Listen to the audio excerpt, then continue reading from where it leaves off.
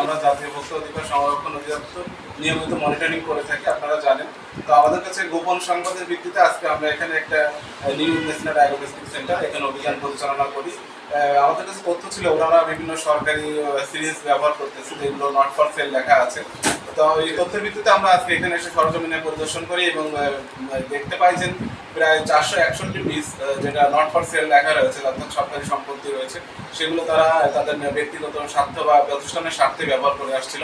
তো আমরা আজকে তাদেরকে প্রশাসনিক ব্যবস্থা হিসেবে 30,000 টাকা জরিমানা করেছি এবং আমাদের যে সিরিজগুলো পেয়েছি সেগুলো আমরা জিম্মায় নিয়েছি। এগুলো আমরা সিভিল সার্জন মহোদয়ের মাধ্যমে সরকারি হাসপাতালে যেন সাধারণ মানুষ পায় এই ব্যবস্থা করব বিচারের মাধ্যমে।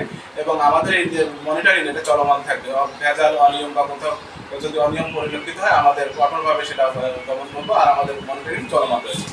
এটা উনি বলছেন যে ওনাকে একজন ব্যক্তি দিয়ে গিয়েছেন, কিন্তু উনি ঠিকানাটা বা নামটা বলতে পারতেছেন না, বা ওনার কাছে কোনো ক্যাশ মেমো আমরা পাই নাই। এই ভিত্তিতে উনি এটা বলবো, তার ভিত্তিতে আমরা আজকে এখানে এসে এটা উদ্ধার করি। আমাদের মনিটরিং কিন্তু চলমান রয়েছে। আমরা চেষ্টা করতেছি এর পিছনে যে মূল হোতা বা চক্র রয়েছে এটা আমরা আইডেন্টিফাই করার চেষ্টা করছি। আমাদের গোয়েন্দা সংস্থা রয়েছে বা অন্যান্য প্রশাসনের যে বাহিনীগুলো রয়েছে, আমরা তাদের সার্বিক সহায়তায় আমরা চেষ্টা করছি যেন এই চক্রটা আমরা ধরতে পারি। এই ঈদে জামা জুতো অ্যাক্সেসরিজের ডিসকাউন্ট